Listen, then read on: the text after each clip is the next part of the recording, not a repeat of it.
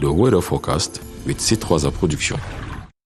Hello ladies and gentlemen, and welcome once again to the weather forecast. I hope you had an excellent day. Tonight we look forward to moderate showers in some parts of the northwest, center and the littoral regions, and temperatures are expected to get as low as 16 to 17 degrees in the west and northwest. The Adamawa region expecting a minimum of 18 degrees. We may have the center, south and east regions expect as low as 19 degrees, and the southwest, littoral, north and far north regions expect temperatures to get as high as above 20 degrees.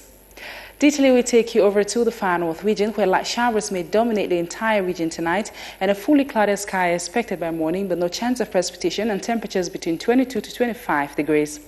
Next, we go on to the northwest, where we may expect heavy rainfall in more than half of the region tonight, and light showers to dominate the region by morning, with a fully clouded sky and temperatures between 14 to 18 degrees.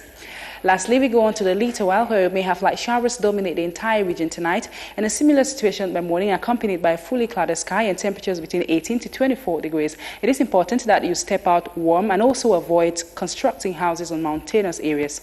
Thank you for watching, and have a good night.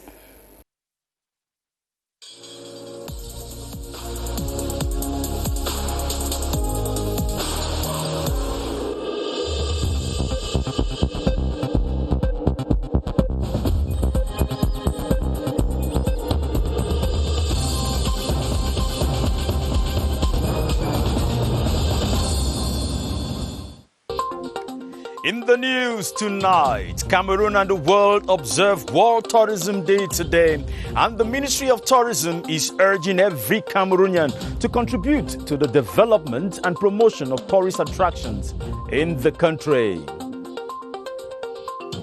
Ex-combatants and ex-secessionist fighters who have dropped their arms and are now enjoying a normal life are praising the creation of the Committee for the Disarmament, Demobilization and Reintegration after the major national dialogue.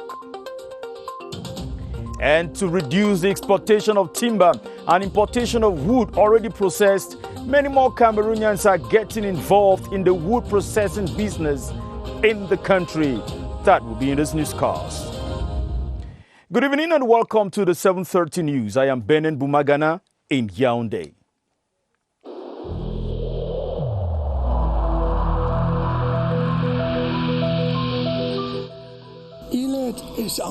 Each of us must comply with the measures that have been taken.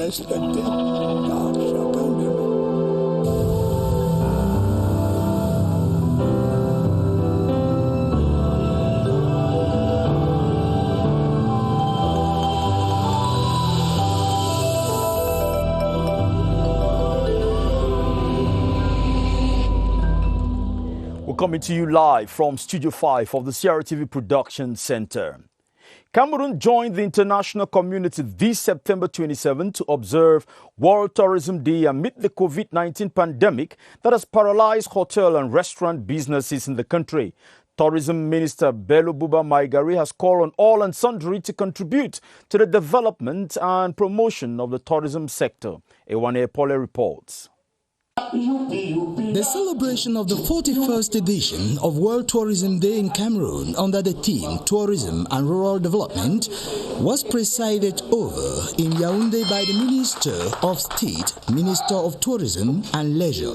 Developing tourism without thinking of how to make the rural population take advantage of this development is a nonsense.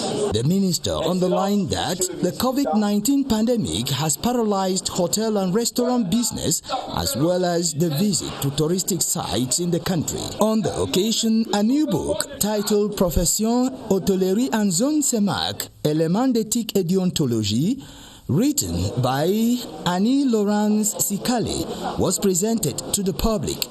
The book highlights the potentials of the tourism sector, which contributes more than 5% to the country's GDP, thereby chipping its own quarter in the march towards economic emergence. Cameroon, which has been described as Africa in miniature, is not only rich in its cultural diversity, it also hosts many tourist attractions. From the splendid scenery of the Central Highlands, Boyan Kongsamba, through to the northwest, and from the colonial relics through the beautiful traditional buildings in the west to the Sahelian regions, Cameroon's story and Cameroon's tourist destination should be made known. Cynthia Saptala. Often regarded as a melting pot, Cameroon sits at the crossroads of West and Central Africa. For this reason, it has one of the most diversified cultures of the continent, over 250 ethnic groups and more than 200 different languages. Cameroon's Grassfield region also offers the possibility of discovering diverse chiefdoms, traditions, works of arts, dances, ancient museums, as well as breathtaking landscapes. Topmost things to see in Cameroon is the Benue National Park up north, with over 300 bird species, lions, and critically endangered black rhinoceros. The Waza National Park protects elephants, hyenas, and many other animals. There is also nature's future in the form of the Ekomkam Falls in the jungles of Konsamba. With its diverse ecological and geographical endowments, the tourism sector is yet to contribute as it should to the development of the country. The Director General of Elections Cameroon has channeled files of candidates for the Regional Council elections to the Electoral Board of Elekam within the time previewed by the Electoral Code. The files were moved to the Electoral Board during the second session as of right of the Electoral Board in Yaoundé. That was today. Ibneza Akanga gives us an update on what will happen next. According to the Electoral Code, the Director General of Elections has 5 days after the deadline for the submission of candidacy files in view of the Regional Council elections to channel the files to the Electoral Board of Elekam. After the September 22nd deadline, therefore, this Sunday, September 27, is the latest date for the Director General to channel the files to the Electoral Board. And the files were channeled during the second session as of right of the Electoral Board of Elekam that held in Yaoundé this Sunday. The session will scrutinize and validate candidacies in view of the elections. Presiding over the session, the chairman of the Electoral Board of Elekam exhorted the members to ensure strict respect of the Electoral Code. A resolve to do the right thing, a resolve to carry on the mission of developing our democracy, a resolve to make a significant contribution to the efforts of peace and consolidation of social cohesion in our country. We have demonstrated it under other circumstances, we can do it again. The Electoral Board of Elekam has up to October 7, 2020 to publish the final lists of candidates qualified to run for the Regional Council elections. The Northwest Coordinator of the Disarmament, Demobilization and Reintegration Center, Sixtus Gabsa, has disclosed that since the launch of the military operation codenamed Bamenda Clean, over 20 separatist fighters in the city have dropped their arms and are lodged at the center. Sixtus Gabsa says the military operation, coupled with the holding of the major national dialogue last year, have resulted in rising numbers of repentant insurgents at the DDR center in Bamenda. Kilo Valerin Sala reports. While dissolving the conflict, we have to a group of ex-separatist fighters learning how to produce soap, while others are also acquiring computer skills. There are 137 of them here. We have already reintegrated some 32 ex-fighters who are currently working with a parapublic company in the country. And the reports that we get from the field is that they are doing very well. The ex-combatants, who have also been learning skills in poultry and pig farming, have found a new lease of life and many here can dream again. Now I'm feeling more as a human being. We have the basics of computer studies. We are learning how to keep rare animals like piggery and poultry. Yeah, just from the lab push, one guy was teaching us how to produce savon, omo, all those type of things, of which is good for a lady. I think it can even help you in future. Some here who have competencies in building and construction as well as carpentry have constructed and roofed this dormitory with a capacity of 70 beds. Still talking about the work of the Disarmament, Demobilization and Reintegration Committee, the center, which has existed for about 2 years now in the Southwest region, has trained several ex-secessionist fighters in different trades and many of them have already been integrated in the society. Charles Abuno tells us more. The first set of 36 trainees at the Southwest Regional DDR Center are now continuing their reintegration into the society and are in different regions of the country. A growing number of ex-separatists have been admitted at the Southwest Regional DDR Center in the past few months and are being supervised and trained on a variety of income-generating activities. As at now, we have initiated training in information and communications technology.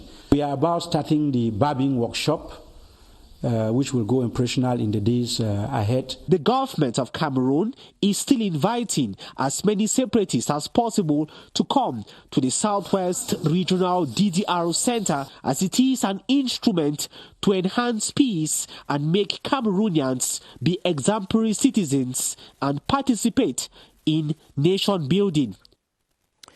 Over in the far north region, some ex-Boko Haram fighters who recently surrendered to the multinational joint task force in the region have been engaged in profitable activities at the disarmament camp and that is situated in Mali. These ex-combatants have saluted the creation of the National Committee for Demobilization, Disarmament and Reintegration created by the head of state as a fallout of the major national dialogue. Ayub Jonashu reports. The latest laying down of arms by 106 ex-Boko Haram fighters and associates has swollen the number of those who have responded to the clarion call for voluntary capitulation. A good number of them are now at the Demobilization, Disarmament and Reintegration Center at Meri near Marwa, trying their hands at more profitable ventures. We've seen with delegate of Minader and Minepia how to accompany those ex-Boko Haram. Some are still at the transit center at Mora, pending their transfer to Meri, while the 96 Nigerians would be moved to their native Borno state.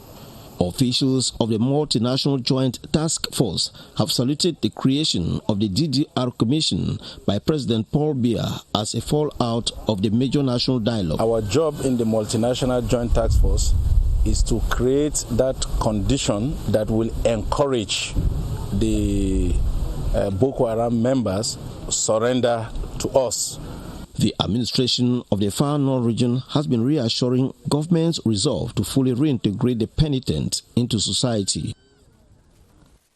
Countries of the Congo Basin have taken a unanimous decision to prohibit the exportation of timber by January 1, 2022.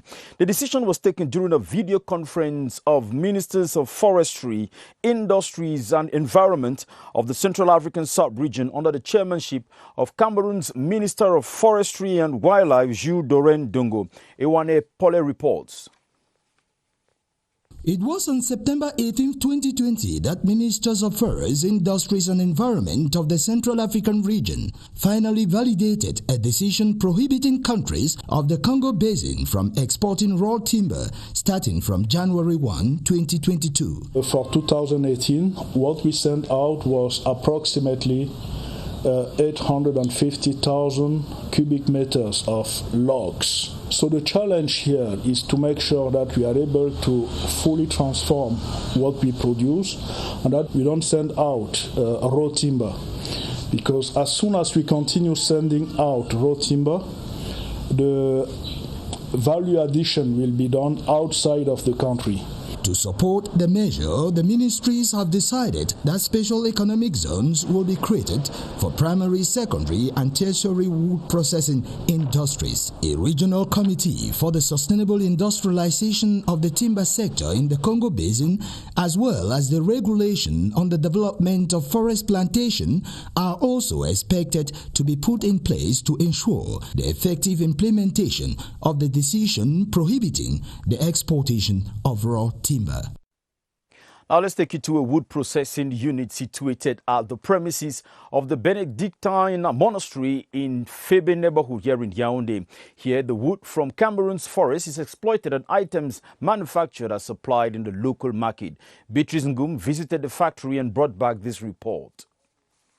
Pitched on the hills of the Febe mountain in Yaoundé is this wood processing factory.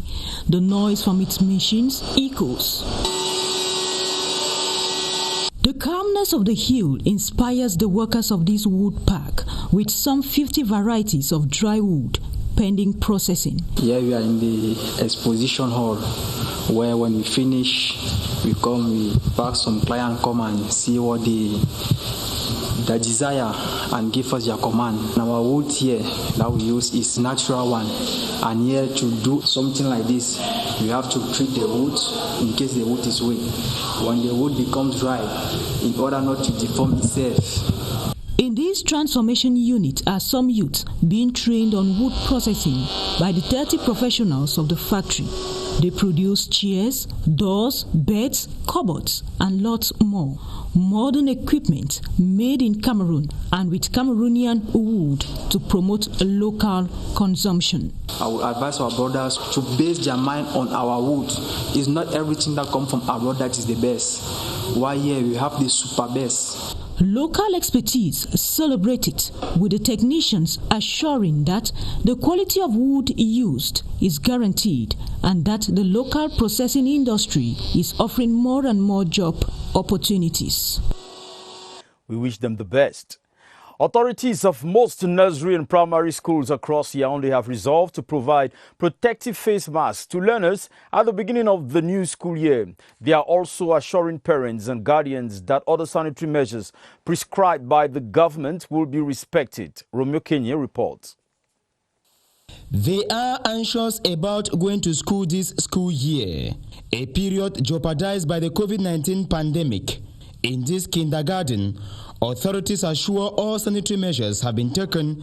Face masks are not forgotten for the little ones. For nursery, because their ages will not permit them to actually use the face mask because it can suffocate them, the sterilizer there is going to serve as their own face mask. In this other institution, the wearing of face mask will be obligatory. This is stipulated on registration forms. Elsewhere, the little ones will be treated in a special manner. Their face masks have been provided by school officials. We know that those children are very difficult to control, and there are people who will be following up to take care of the wearing of the mask, that they should always have it on. In all kindergartens visited, sanitary dispositions have been taken to keep the kids safe from COVID-19. Parents have thus been reassured. The Minister of Decentralization and Local Government, George Elanga Obam, has visited earmark sites in Bolova, likely to host the Pioneer South Regional Council. During the walk-in visit last Friday, the decentralization boss toured 4 structures and at the end held an in-camera meeting at the South Governor's office. Clarence Aze reports. Upon arrival in Bolova at about midday Friday, Minister George Elanga Obam went straight to the project side of the regional agency of FECOM at the New Bell neighborhood. Here, he was told that construction works on the building, which is one of the structures earmarked to host the Pioneer Regional Council of the South, will reach completion in 2 months' time. He proceeded to the premises of Radio Oyenga, a local private radio station beside the Bolova Food Market, and then another building at the Corvus Commercial Center. He rounded off the tour at the regional office of the Cameroon Housing Loan Fund, Credit Foncier, where he also inspected the building. After the tour, Minister George Elanga Obam held an in-camera working session at the South Governor's office. No information filtered from the meeting, and the minister made no statement at the end of his visit. One thing is certain, that the building to host the Pioneer Regional Council of the South Region will be known in the weeks to or after the December 6th regional election. The National Gendarmerie has stepped up its road safety campaign to ensure that no avoidable accident claims any life on the highway as the countdown narrows to the reopening of the 2020-2021 school year. Kilian Difon followed the Operation Alpha team to the Yaoundé-Douala Road and now reports. Accidents are isolated incidents on Cameroonian highways compared to the pre-2011 situation when the road safety campaign was launched with the National Gendarmerie at the reinforcing front, though delinquency involves even men in uniform. Yaoundé Douala accessed this weekend. We have the case of a commissioner of police who was caught disrespecting speed limits. We followed and brought him back. We have taken his statement and sent it up to the competent courts. To all road users, especially at this back-to-school period, the advice is simple. Vigilance is the watchword because we are at the back-to-school period. We punish, but we also sensitize.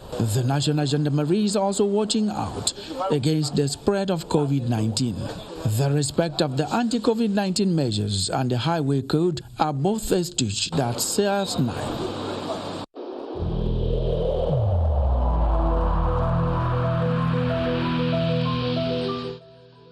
The wearing of face masks in public places will be mandatory until further notice.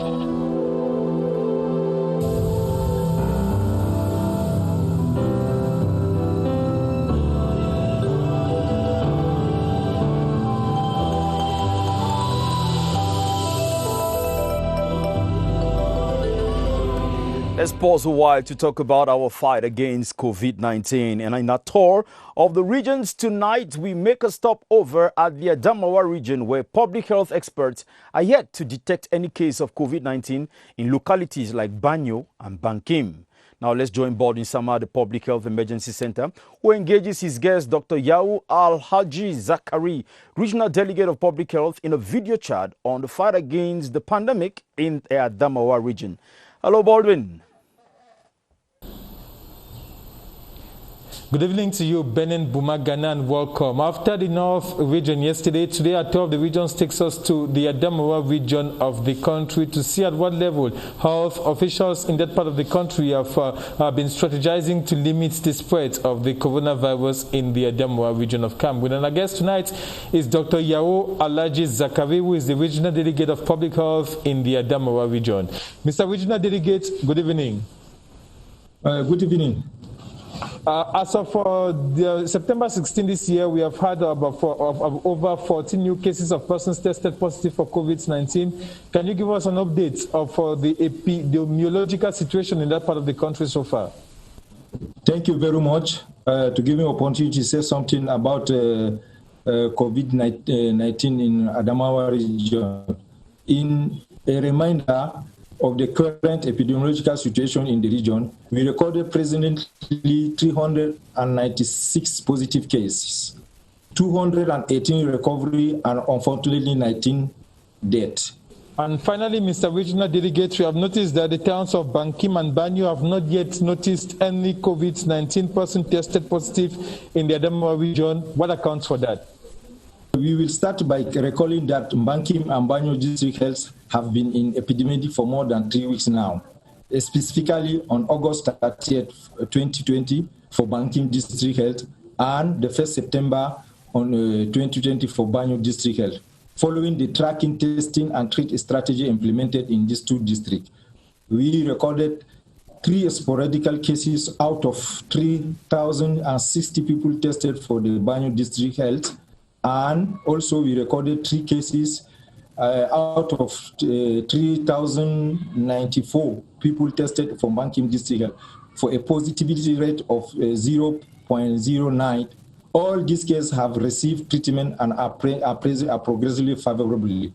Thank you so much, Mr. Regional Delegate Dr. Yao Alaji Zakari, Regional Delegate of Public Health for the Adamawa, for being our guest this Sunday evening. Benin Bumagana. Next weekend, we end the second phase of our tour to the different regions with the southwest and northwest regions of Cameroon. Back to you, Benin Bumagana.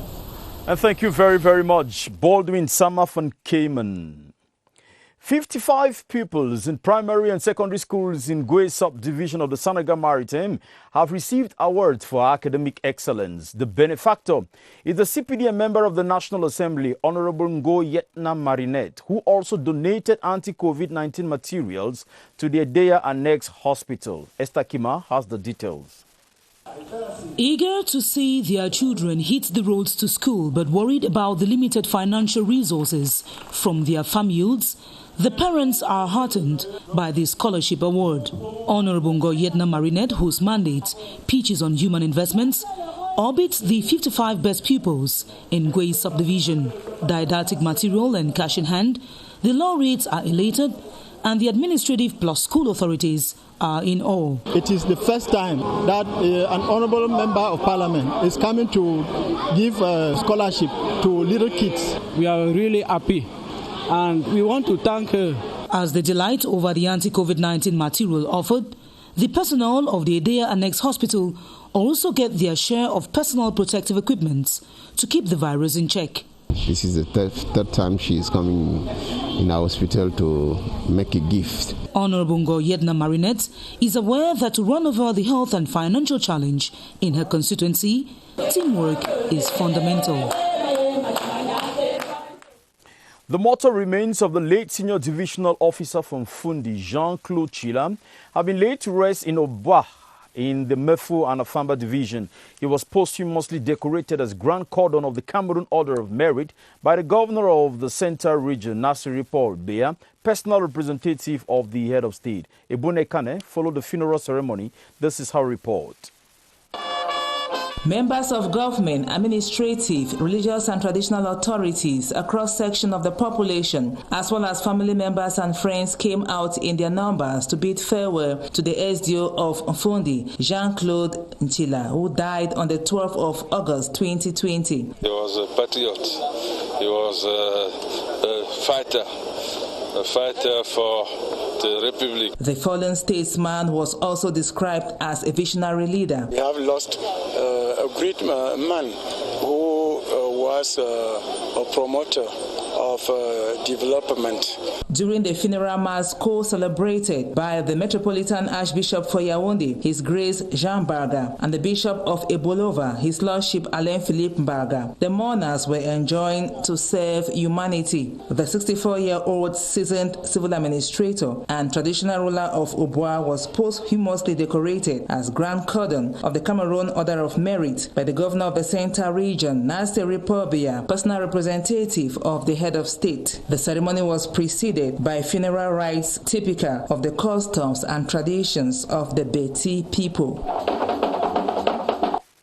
The patriarchs, call them the Zomlo, of the Mefu and Akono division have invoked the ancestors to end the coronavirus attack in the country as schools are set to resume.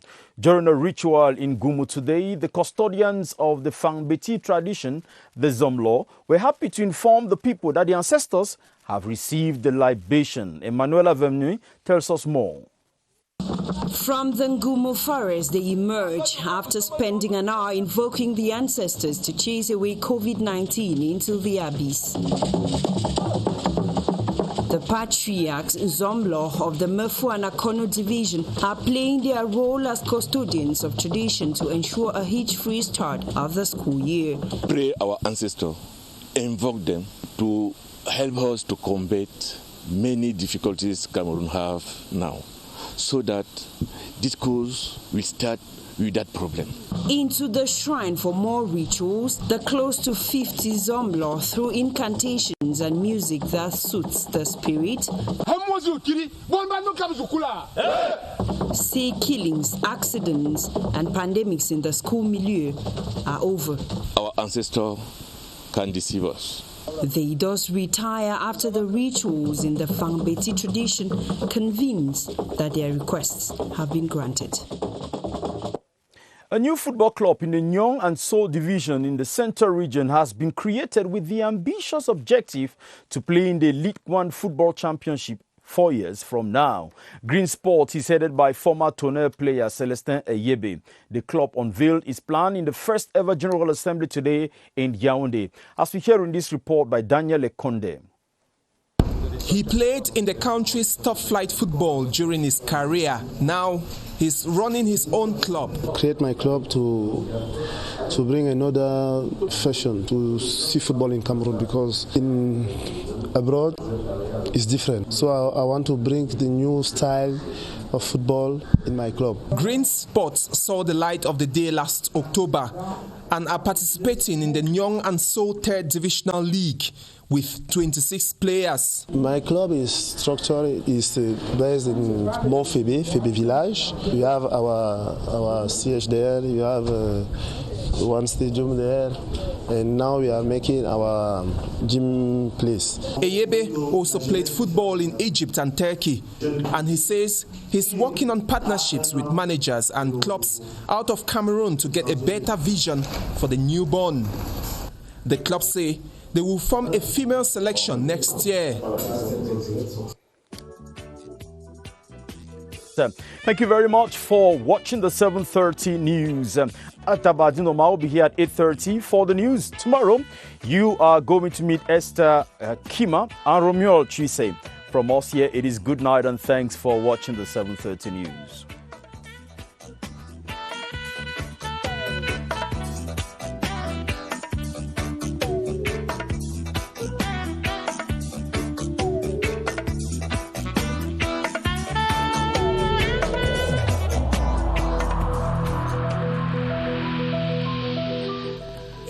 In this connection, we should avoid stigmatizing